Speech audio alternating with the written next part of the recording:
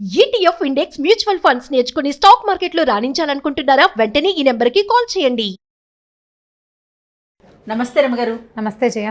రమగారు, కొంతమంది ఇళ్లలో ఇంట్లోనేమో రుసలాడుతూ ఉంటారండి. ఆ మొహం చూస్తేనే వామ్మో వీళ్ళకి అసలు మాట్లాడనేకూడదు, చేదరనిపించేస్తుంది నిజం చెప్పాలంటే.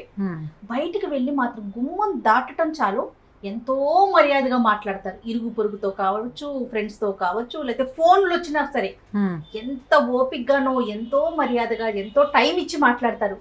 ఇంట్లో ఆడమనిషి ముఖ్యంగా ఏ మాట అడిగినా విసుగు అనిపిస్తుంది. ఒక మాట ఎక్కువ, రెండో మాట తక్కువ అన్నట్లుగా మాట్లాడతారు. ఓపిక లేనట్లు మిగతా కోపం మొత్తం ఇక్కడ చూపించేస్తూ ఉంటారు. భలే కష్టం అనిపిస్తుంది కదండి ఇళ్లలో ఉండే వాళ్ళకి. చైల్డిష్ మెంటాలిటీ ఉన్న మనిషికి భలే ఇబ్బంది అనిపించదు. ఇప్పటిదాకా నువ్వు అంత ఓపికగా ఫోన్లో గంటలు మాట్లాడుకున్నావే, ఇంట్లో ఆడమనిషి ఒక మాట అడిగేసరికి కొంతమంది అలా ఉంటారు జయ. అవునండి, చైల్డిష్నెస్ అనుకుంటాను నేను దాన్ని. చైల్డిష్ ఎందుకంటే పిల్లలే బయటికి వెళ్ళి భలే ముద్దుగా ఉంటారు అందరి ఇళ్లలో, బాగా బుద్ధిమంతులాగా. చాలా ప్రెషర్ని, స్కూల్లో కూడా చాలా కామ్గా ఉంటారు. ఇంటికి వచ్చి ఇల్లు పీకి పందిరేస్తారు. ఎంత పిచ్చి గోల్ చేస్తారో, ఎంత పేచీ పెడతారో, ఎంత ఏడుస్తారో. వీడు పేచీ పెడతాడు, వీడు అల్లరి చేస్తాడు అని చెప్తే మిగిలిన వాళ్ళు నమ్మరు. వాడు ఇంట్లోనే ఉంటాడు అట్లా, టేకెన్ గ్రాంటెడ్గా తీసుకుంటాడు తల్లిని. అమ్మ దగ్గరికి ఏదైనా చేసేయచ్చండి. అదే మనస్తత్వం పెద్ద అయ్యాక ఇలా పెళ్ళాల దగ్గర బిహేవ్ చేస్తారని అనిపిస్తుంది నా మటుకు. నాకు అట్లా అనిపిస్తుంది జయ. వాళ్ళకి ఏంటంటే బయట అణుచుకుంటారు ప్రెషర్స్, అక్కడంతా నటిస్తారు అంతే. నటించి ఇంట్లో ఉన్న ఇది చూసావా, ఈ బొమ్మ అది మనిషి కాదు, మనసు ఉంటుంది, దానికి ఏముండవు. అది మన సొంతం, మన వస్తువు. దాన్ని మెడ కూడా విరిచేయచ్చు మనం. చిన్నపిల్లలు బొమ్మని చేస్తారు చూడు, నా బొమ్మ నేను విరుచుకుంటానని అట్లా బిహేవ్ చేస్తారు. మగవాళ్ళల్లో చాలా మందిలో ఇలా ఉంటుంది. ఎవరితోటైనా నవ్వుతూ మాట్లాడటము, ప్రైజ్ చేయటము, మర్యాదగా సమాధానం చెప్పటం. అదే భార్య అడగంగానే రయ్యమంటాం, దుమదుమలాడడం, కసిరి కొట్టేయటం. మాటల్లోనే కసురు. రెండోసారి ఏ ప్రశ్న రెండోసారి అడిగితే కుదరదు. ఏదైనా కావాలని రెండోసారి అడగకూడదు వాళ్ళని. ఏమిటి ఇలా ఎందుకు చేశారు అని ప్రశ్నించకూడదు. అసలు ప్రశ్నలు ఎదుర్కోరు వాళ్ళు. ఈ ప్రశ్నలు ఎదుర్కోలేని వాళ్ళు ఏంటంటే బయట చాలా ప్రశ్నలు ఎదుర్కోవలసిన వాళ్ళే ఉంటారు. చాలామంది జనాలకు దొరుకుతారు వాళ్ళు. అక్కడ వాళ్ళ ప్రెషర్ని బయట పెట్టలేకపోతారు. మొహమాటము, ఇన్హిబిషన్స్, భయము, భయస్థులు వాళ్ళు ఏం చేస్తారంటే ఇట్లా ఇంట్లో పడతారు. ఇది ఈజీ కదా, నటన కదా రమ్మగారు. అదంతా నటించటం అనుకోకూడదు జయ. మానసికమైన దౌర్బల్యాలు అవన్నీ. ఇప్పుడు మానసిక రోగమేనా? రోగం అనకూడదు దాన్ని. రోగం వేరు, రోగం చాలా జబ్బు కదా. ఇది ఒక రకమైన దౌర్బల్యం, దుర్బలత్వం, వీక్నెస్ని నీరసాన్ని జబ్బు అంటామా మనం? అనలేకపోతాం. వీక్నెస్ని జబ్బు అనగలమా? అనలేము. అది ఏ డిసీజ్ కాదు. అది సరిగ్గా చేస్తే సెట్ అయిపోతుంది. సెట్ అవుతుందా? మరి సెట్ చేసుకోవాలి, నీకు చేత కావాలి అది. ఇప్పుడు ఎవరైతే మగవాళ్ళు ఇట్లా ప్రవర్తిస్తారో వాళ్ళు ఎవరికైనా ఆన్సరబుల్ అయినప్పుడు, సమాధానం చెప్పాల్సి వచ్చినప్పుడు అక్కడ చెప్పలేకపోయారనుకో, అణుచుకుని ఉంటారు. చాలా మృదువుగా మాట్లాడతారు వాళ్ళతో. ప్లీజ్ రేపు చేస్తాను, కనుక్కుంటాను, నేను చూస్తాను అంటారు. అదే ప్రశ్న ఇంట్లో రాగానే అక్కడ అణిచిన ప్రెషర్ ఉంచావా లోపల లావా ఉడుకుతూ ఉంటుంది. అది ఇక్కడ వచ్చేస్తుంది బయటికి. అది నటన కాదు, జబ్బు కాదు, కేవలము ఆ వీక్నెసే. ఆ పరిస్థితుల్ని ఫేస్ చేయలేక, ఎవరికైనా సమాధానం చెప్పలేక, అలాంటి పరిస్థితుల్లో ధైర్యంగా ఉండలేక, పరిస్థితుల్ని హ్యాండిల్ చేయలేక అణుచుకున్న ప్రెషర్ అంతా ఇంట్లో బయట పెడతారు. అది ఎప్పుడైనా ఒకసారి ఇంట్లో బయట పెడితే ఆ వీక్నెస్ని, సరే ఏదో బయట పాపం తనకి డిస్టర్బెన్స్ ఉంది, ఏం చేస్తారులే సర్దుకోవటానికి ఆడమనిషికి అవకాశం ఉంటుంది. ఎప్పుడు అలాగే ఉండే వాళ్ళతో ఎట్లా? క్రమంగా అలవాటు చేసేసుకుంటారు దాన్ని. ఇంటికి వచ్చి రుసరుసలాడచ్చు, దుమదుమలాడచ్చు, అయినా కూడా నాకు భోజనం నడిచిపోతుంది, నాకు మిగిలిన వ్యవహారాలన్నీ నడిచిపోతాయి, ఇల్లు నడిచిపోతూనే ఉంటుంది. అదే ఆ పెళ్ళం వెనక్కి తిరిగి ఏ అట్లగాడ పెట్టారు రెండు వడ్డిచ్చింది అనుకో, ఇంట్లో కూడా మాట్లాడకుండా ఉంటారు, చేయలేకపోతారు. అట్లా మగవాళ్ళు దుమదుమలాడుతుంటే ఆడవాళ్ళకి ఏంటి కాళ్ళు చేతులు ఆడవు, ఏం చేయాలో తెలియదు. పైగా పిల్లలుంటే, ఎవరైనా పెద్దవాళ్ళు ఉంటే, ఎవరి ముందైనా కసిరి కొడితే పిక్క చచ్చిపోతారు. కసిరి కొట్టేసరికల్లా అవమాన భారం తట్టుకోలేకపోతారు. ఈ అవమానాన్ని తట్టుకోలేక ఆడవాళ్ళు చాలా ప్రెషర్కి గురవుతారు జయ. మగవాళ్ళకి వాళ్ళకి ఎట్లా ఉంటుందంటే, చాలామందికి నేను చక్కగా మంచి ఇల్లు తీశాను, నగలు కొంటాను, బయటికి తీసుకెళ్తాను, బయట భోజనాలు చేపిస్తాను, బాగా కొనిపెడతాను, అన్నీ అమర్చాను, 2 పిల్లలు ఉన్నారు, ఏం కావాలి దీని జీవితానికి? నేను ఏదో అద్భుతం చేసేసాను, నేను అవన్నీ చేస్తా. తను విసుకోవటము, తను అట్లా కసిరేయటము ఈ ఆడ మనిషి మీద ఎలాంటి ఇంపాక్ట్ని చూపిస్తుంది, ఆ అమ్మాయి ఆ ప్రెషర్ని ఎక్కడ బయట పెట్టుకుంటుంది అనేది అర్థం చేసుకోరు జయ. 50% ఆడవాళ్ల తాలూకు బీపీలకి, స్పాండిలైటిస్కి, తర్వాత రకరకాల అనారోగ్యాలు, తొందరగా డయాబెటీస్ రావడానికి ఇది కారణం. బయట పెట్టుకోలేకపోతే ప్రెషర్ని, ఆ ప్రెషర్ వీళ్ళే తీసుకోవాల్సి వస్తుంది. పనులు తప్పవు, పిల్లలు తప్పరు, పిల్లల్ని చూసుకోవద్దు. శారీరకంగా కొంత ప్రతి నెలా వచ్చే బలహీనత కొంత ఉంటుంది. ఇంత కసిరి కొట్టిన వాడితోటి మామూలుగా ఉండాలంటే ఎంత దించుకుపోవాలి లోపల, ఎంత కష్టం. కసిరేసినా మళ్ళీ మామూలుగా ఉండి తిండి అమర్చి పెట్టాలంటే మనకు కూడా విసిరేసే అవకాశం వస్తే బాగుండు అనిపిస్తుంది. ఆ విసిరే అవకాశం ఉన్నవాళ్ళు విసిరేస్తారు, గోల్ చేస్తారు, పోట్లాడతారు. ఇల్లు రణరంగంలాగా ఉంటుంది. ఆయన విసుకుంటాడు, ఆవిడ విసుకుంటుంది. పిల్లలు ఎక్కడికి పారిపోదానరా దేవుడా అని ఏడుస్తూ ఉంటారు. అత్త మామ ఇంట్లో ఉండలేరు. ఈ ప్రెషర్ అణుచుకోలేని ఆడవాళ్ళు ఇలా ప్రవర్తిస్తారు, గొడవలైపోతాయి. ప్రెషర్ అణుచుకునే వాళ్ళు అనారోగ్యాల పాలైపోతారు. తొందరగా వృద్ధాప్యం వచ్చేస్తుంది. అడగలేకపోతారు, అడగలేరు, ప్రెషర్ని అణుచుకోవాల్సి వస్తుంది.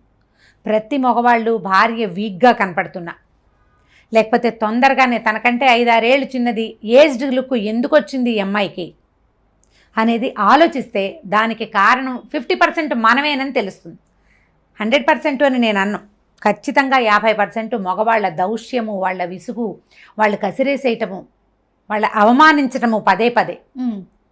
మీ అమ్మ, మీ నాన్న, మీ అక్క, మీ చెల్లి అండమే కాదు, అదే నిన్ను నువ్వు బాడీ షేమింగ్ చేయటం, ఏదైనా అడిగితే సమాధానం చెప్పకపోవటం, వాళ్ళకి కావాల్సింది ఏది సరిగ్గా చేయకపోవటం. కొంతమంది ఉంటారు నో అంటారు ప్రతిదానికి. ఈ పెద్ద మనుషులు చాలా మంది ఉంటారు, కానీ తర్వాత చేస్తారు.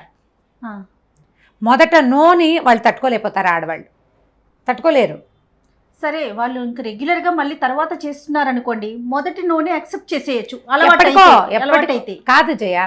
ఇప్పుడు ఎలా ఉంటుందంటే మామూలుగా మనమే ఉన్నామనుకో బాగానే ఉంటుంది. అదే ఎవరి ముందైనా నో తీసుకోవాల్సి వస్తే ఇబ్బంది అనిపిస్తుంది కదా, అవమానకరంగా అనిపిస్తుంది కదా. ఇది వరకటిలాగా లేవు రోజులు. ఆడవాళ్ళు పూర్తి స్థాయి డిపెండెంట్స్గా ఈ రోజున లేరు. మగవాడు తెచ్చిపడేస్తే ఇల్లు దిద్దుకోవటమే ఈ రోజు ప్రపంచం కాదు. ఉద్యోగం చేయకపోయినా ఇళ్లల్లో ఉండే వాళ్ళైనా సరే, హౌస్ వైఫ్స్ కొంత తక్కువే ఉన్నారు. ఒకవేళ హౌస్ వైఫ్స్ ఉన్నా కూడా వాళ్ళకి కూడా జీవితం టఫ్ టాస్క్గానే ఉంది ఇప్పుడు. ఈ కరెంటు బిల్లులు, వాటర్ బిల్లులు, ఈ పిల్లల స్కూళ్ళు, వాళ్ళ పేరెంట్ టీచర్ మీటింగ్స్, పిల్లల తాలూకు క్లాసులు, వాళ్ళ ట్యూషన్లు, వాళ్ళ కోకరికులర్ యాక్టివిటీసు, దైనందిన జీవితం ఒక యుద్ధంగా ఉంది ప్రతి వాడికి. నువ్వు బయటికి వెళ్ళి ఎంత యుద్ధం చేస్తావో ఇంట్లో ఉండి ఆ అమ్మాయి కూడా అంత యుద్ధము చేయవలసిందే, చెయ్యాల్సిందే.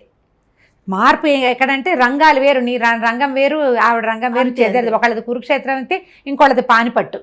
దాంట్లో ఏ తేడా లేదు. ప్రతివాడు ఈ రోజున యుద్ధం చేయవలసిన పరిస్థితిలోనే ఉన్నాం. భార్యలు ఉద్యోగం చేసే అమ్మాయి అయితే మరీ కష్టం. ఒకవేళ ఇంట్లో ఉండే భార్యలు డిప్రెషన్కి గురవుతున్నా, డిప్రెషన్లోకి దిగిపోతున్నా, తొందరగా అనారోగ్యాల పాలవుతున్నా, తర్వాత మానసికంగా వీళ్ళు ఏదైనా ఇబ్బంది పడుతున్నారనిపించిన, ఏజ్డ్ లుక్ వచ్చేస్తున్నా, మొట్టమొదట మీ పరిస్థితి ఏమిటి అనేది మగవాళ్ళు ఆలోచించుకోవాలి. మనం ఏం చేస్తున్నాం, వీళ్ళు ఇలా అవ్వడానికి మన పాత్ర ఉందా అనేది ఆలోచించుకుని కరెక్ట్ చేసుకోవాలి. మీరు భార్య మీద విసుక్కోవటం కాకుండా ప్రధానంగా ఏంటంటే మీరు బయటకు వచ్చే రకరకాల టాస్కుల్ని వాటిని డైరెక్ట్ అటాక్ ఇవ్వటం వన్స్ ప్రాక్టీస్ చేస్తే జీవితంలో మీరు ఇంకా ముందుకెళ్తారు. ప్రెషర్ అణుచుకుని ఇక్కడికి వచ్చి ఇక్కడ లావాలాగా అగ్నిపర్వతం బద్దలైనట్టు ఇంట్లో బద్దలైతే ప్రయోజనం ఏముంది? కానీ ఇప్పుడు భర్త పదే భార్యను అలా విసుక్కుంటూ ఉంటే రమ్మగారు, పిల్లలకి అది అడ్వాంటేజ్. అమ్మను అసలు లెక్క చేయరు. పైగా నాన్న రాని నీ సంగతి చెప్తా అన్నట్లుగా వెళ్ళిపోతుంది అంటారు. పిల్లలకి వస్తే అంటారేమో. చిన్న టీనేజ్ లో కాదు, టీనేజ్ లో తల్లిని లెక్క చేయరు. చిన్నప్పుడైతే నన్ను కొట్టావుగా, నాన్న వచ్చాక నీ పని చెప్తానంటారు. నాన్న వచ్చాక నీ పని చెప్తా, నాన్నతో చెప్తా నీ సంగతి. తల్లులకి విలువివ్వరు, తల్లికి విలువివ్వరు. తల్లికి విలువ ఇవ్వకపోతే జీవితంలో వాడి విలువ వాడే తెలుసుకోలేకపోతాడు. ఏ పిల్లవాడైనా కారణం ఈ భర్తే అవుతాడు కదా, 100% భర్తే అవుతారు. మగ పిల్లలకి కూడా ఈ ప్రెషర్, బయట ప్రెషర్ అంచుకుని ఇంటికి వచ్చి అల్లరి చేసే మనస్తత్వం పిల్లల్లో ఉన్నా కూడా మనం దాన్ని కొంత కరెక్ట్ చేయాలి జయ. చెప్తూ ఉండాలి, ఇలా చేయకూడదు, తప్పు అని. ఇది సరైంది కాదు, నీకు అంత ప్రెషర్గా ఉందా, 4 గుంజీలది పైకి కిందకి ఎక్కి దిగిరా, లోపల అంచుకున్నది బయటకు వెళ్ళిపోతుంది. గుంజీలు తీస్తామండి, భర్తను ఏం చేయడం గారు. ఇప్పుడు చూద్దాం ఎంతమంది ఇస్తారు. నీకు ప్రెషర్గా ఉంటే గాలి తీసుకో, బాగా ఊపిరి తీసుకో, ప్లెంటీ ఆఫ్ ఆక్సిజన్ లోపలికి పోనివ్వు, సగం తిక్క తీరుతుంది. ఏదైనా హాయిగా వేడిగా తాగు, తీయగా తిను, పిల్లలతో కాసేపు ఆడుకో, లేదా ఆకుపచ్చగా ఉన్న చోట వెళ్ళి పచ్చగా ఉన్న చోట తిరిగిరా. ప్రెషర్ రిలీవ్ చేయి లోపల నుంచి. అదంతా నా మీద పడేస్తే నేను ఇది హ్యాండిల్ చేయలేకపోతున్నానని చెప్పగలిగే అవకాశం ఉన్నవాళ్ళు చెప్పుకోవాలి. లేని పరిస్థితి అయితే లేని పరిస్థితి అయితే ఏముంది, మీరు కూడా ఆ దాన్ని ఎక్కడైనా ప్రెషర్ని రిలీజ్ చేసుకోవాలి. ఎవరైనా సహాయం తీసుకోండి. ఏం చేయాలి, మన కజిన్స్లో కానీ, అతని ఫ్రెండ్స్లో కానీ, వాళ్ళ అమ్మగారిని కానీ, వాళ్ళ తల్లులు సహాయం చేస్తారో చేరు, వాళ్ళ చెల్లెళ్ళు కానీ, మీరేం చేయాలి, దానికోసం మానవ సంబంధాలు బాగా పెంచుకోవాలి. చుట్టూతా ఉన్న వాళ్ళందరితోటి ఫ్రెండ్షిప్ ఉంచుకోండి. వాళ్ళ ద్వారా ఇతన్ని సెట్ చేయగలమేమో చూడండి. కొంతమందిని మనం డైరెక్ట్గా మాట్లాడలేము, ఎవరితోటైనా చెప్పించవచ్చు. ఆ అవకాశాన్ని యూటిలైజ్ చేసుకోండి. ఫ్రెండ్స్తో చెప్పించవచ్చు. ఇట్లా విసురుకుంటూ కసుకుంటే అమ్మాయి ఏమవుతుందిరా అని ఎవరైనా కానీ చెప్తే కొంచెం తగ్గచ్చు, కాస్త తగ్గేందుకు అవకాశం ఉంది. నా మీద మళ్ళీ అందరికి వెళ్ళి చెప్తున్నావు అని అదొక ఇష్యూ క్రియేట్ చేయరు కదా. అది అప్పుడు అయితే అవుతుంది. అలాంటి వాళ్ళకి వాళ్ళకి తగిన క్రియ అప్పుడు చేసుకోవచ్చు. నేను చెప్పడం ఎందుకు, నువ్వే దుమ్దుమలాడుతుంటావు, వాళ్ళకి కనపట్టాలా క్లియర్గా. చాలా మంది ఉంటారు ఫ్రెండ్స్ ముందు కూడా భార్యలను కసిరేసి విసుకుంటారు జయ. అవును, చాలా చిరాగ్గా ఉంటుంది అలాంటి వాళ్ళని చూస్తే. ఎవరి ముందైనా సరే, ఎవరైనా ఉండనివ్వు. అదేంటంటే నీకు అవతల వ్యక్తి మనిషిగా కనపడదు, అది నీ బొమ్మ, దాన్ని నువ్వేమైనా చేస్తావు, అంతే నీ పాయింట్. అది ఒక మనిషి ఇప్పుడు నీ చేతిలో ₹1,00,000 ఫోన్ ఉంటే ఫోన్ అయితే విసిరి కొట్టగలవా నువ్వు? డబ్బులు గుర్తొస్తాయి. అమ్మో ఫోన్ విసిరేస్తే ఎట్లా, 1,00,000 మనం సంపాదించాం, అవతల మనిషి రక్త మాంసాలతో జవసత్వాలతో ఉన్న దాన్ని విసిరి కొట్టేస్తే ఆ బొమ్మ పగలదు, లోపల చితికిపోతుంది. అంతే కదా. అంతే, విసుక్కోవటం, కసురుకోవటం, పిల్లల్ని కసిరినట్టు. మనం పిల్లల్నే కసరకూడదు. ఇప్పుడు వారి పెద్దవాళ్ళని, తల్లుల్ని కసిరితే ఎట్లా? అవును, జీవితం పాడైపోతుంది. మనకి సమాజం బహు చిన్నది, మన ప్రపంచాలు చాలా చిన్నవైపోతున్నాయి.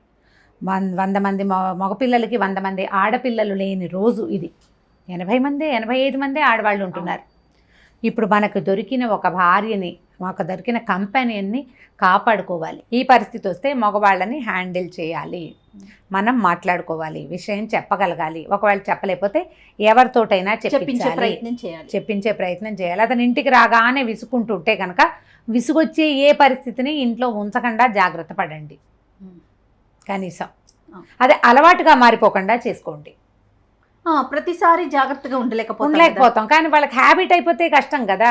పిల్లలు కూడా చెప్పుకుంటూ ఉండాల్సి వస్తుంది. ఇది కొంచెం కష్టసాధ్యమైన సంగతే, కానీ ట్రై చేయొచ్చు. ఇట్లా ఫ్రెండ్స్ ద్వారా, కజిన్స్ ద్వారా ఎవరితోటైనా చెప్పిస్తే కొంత మార్పు రావడానికి అవకాశం ఉంది. రైట్ రామ్ గారు, నమస్తే. నమస్తే జయ.